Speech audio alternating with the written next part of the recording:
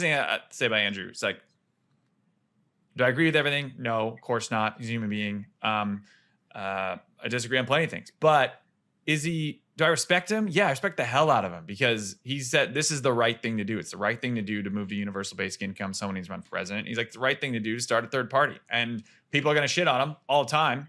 Fine.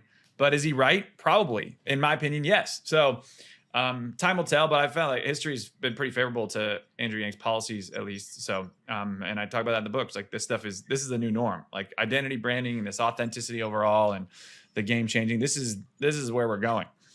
Yeah, I agree. And we had Jesse Ventura was on the other night, and we were talking with him a lot. And one of the things that he said that we've said from the beginning is that if any third party is going to have some sort of chance, it's going to be what Andrew's doing, because he's somebody that can actually see the strategy of how to get it done. Yeah. And not just host events with big name speakers and then do nothing. They have a nice website with a lot of big names. Right. That's that. Yeah. Right. And so what Jesse said to us is, well, if I can get on the ballot, then I'll do it.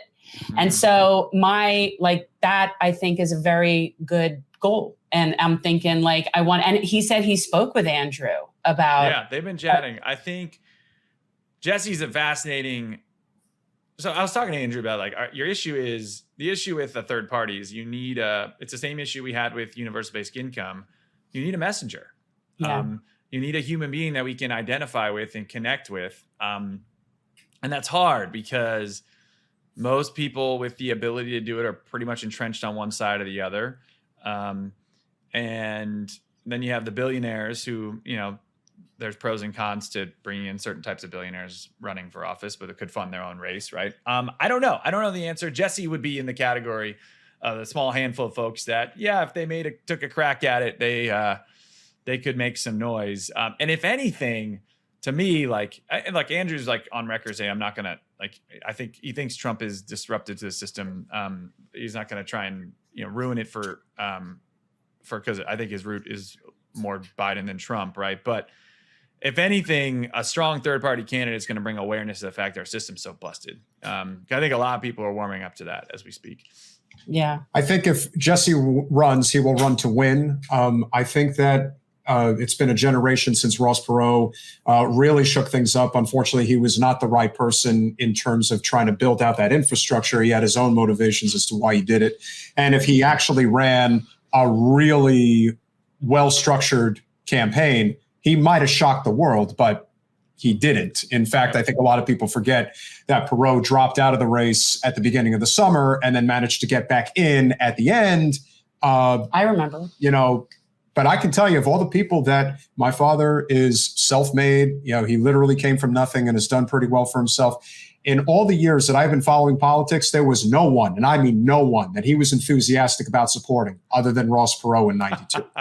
And I am almost assured that if there was this really galvanizing outside the two-party duopoly person like a Jesse. Well, he's won as an independent. Yeah. That's been proven that he was able to do that. There's not a lot of people that actually have that record. And you don't really know it until you're in the moment, but you can kind of see, and especially being in it, the restlessness amongst the populace that people are really tired of this. They know how the game is played now in a way that maybe they didn't even realize before. They know that the Democrats are basically paid losers, that you could get so much stuff done right now. There's always a built-in excuse. There's never the use of the bully pulpit, something as simple as that. And I think people say, well, you know what? Enough of this crap. Now we know why we got Trump in the first place. I wish more people knew that. Yeah. I mean, if you had the other thing is that the Democrats we get Trump out of there, all's going to be well, and now things are awful, right? And so that's not helping. I think, one of the things that's crazy, if you look at the numbers, is Roe v. Wade gets overturned, right? Essentially. And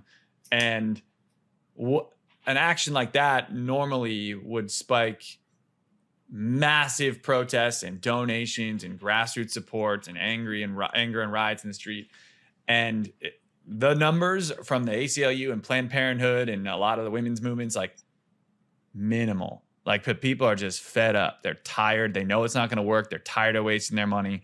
And it's like we're all seeing like nothing helps. Like I can pick the asshole that is Donald Trump, or I can pick the Democrats who are going to talk a somewhat nice game and not do anything. Like that's our choices, and everybody hates it. So, anyway, I think Andrew, the forward party needs a compelling candidate. I love Andrew, but I think he would come with probably more baggage than you'd want in that candidate. You'd want someone new without who also didn't found the party, I think. I'm not sure. Yeah. And he's also somebody that, like, while I fully think he would be capable of doing that job, I just feel like there's so many more influential, powerful positions for him to be playing than being sort of the face of something. I just think that, he's just very effective at getting things done.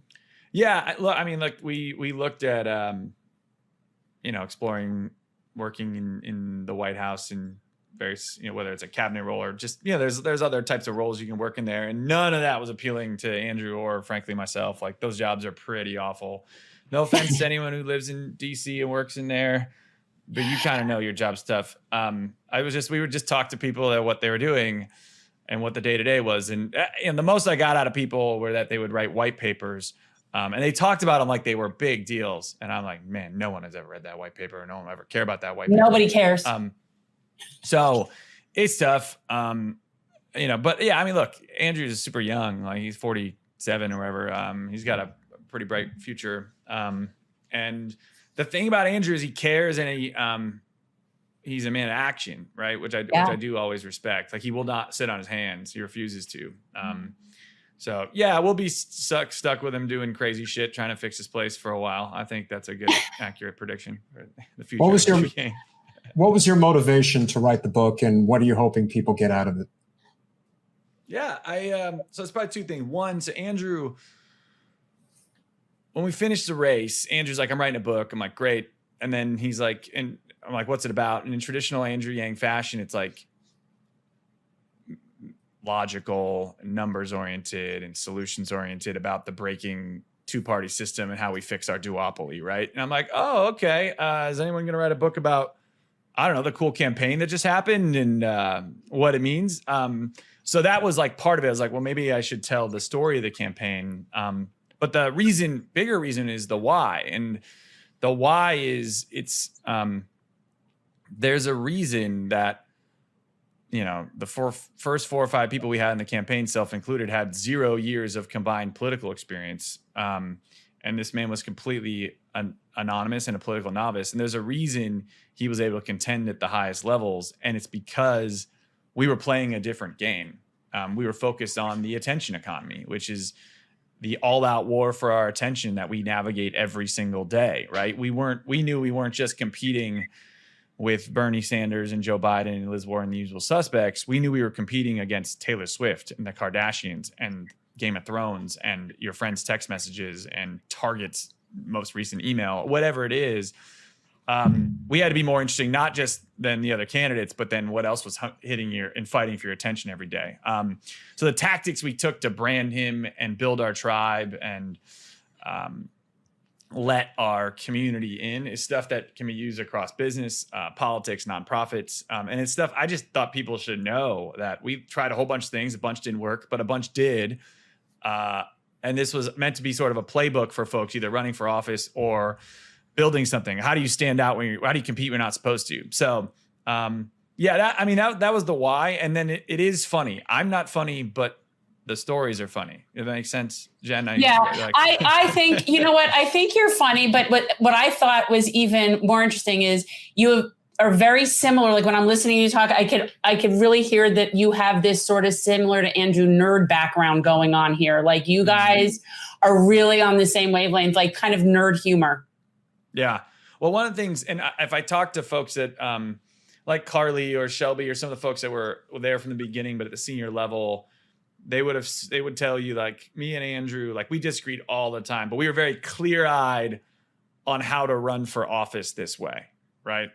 Hell or high water, we're not gonna play the same game. And I think it's because in the beginning we tried to play that game. We tried to do the traditional fundraisers. We got one of the biggest Democratic bundlers to throw a fundraiser for us, early on and it was a total bust. Like we would do the traditional game. We try to get endorsements. It was awful. And then we're like, screw it. Sam Harris, Joe Rogan, Ben Shapiro, like these Breakfast Club, the podcasts, the rallies. We started playing our own game. And, you know, we focus on Elon Musk and embracing an Elon Musk endorsement rather than whatever insert politician was going to endorse us. So it's easier on a national scale. Like some of the stuff is not as applicable on a local level. But some of it does apply. As you probably could think of, Jen, as you were running. Like, and you probably, I feel like you did a good amount of them too. Like to have the success you had, you got to find your lane. You got to find your supporters. You got to let them in, right? And feel connected to you. Thanks for watching. If you want to support our mission to transform politics into service, please like this video, subscribe, follow us on social media, and consider joining our Patreon, where you'll get early access to our interviews as well as other exclusive content. Links are in the description. Peace out.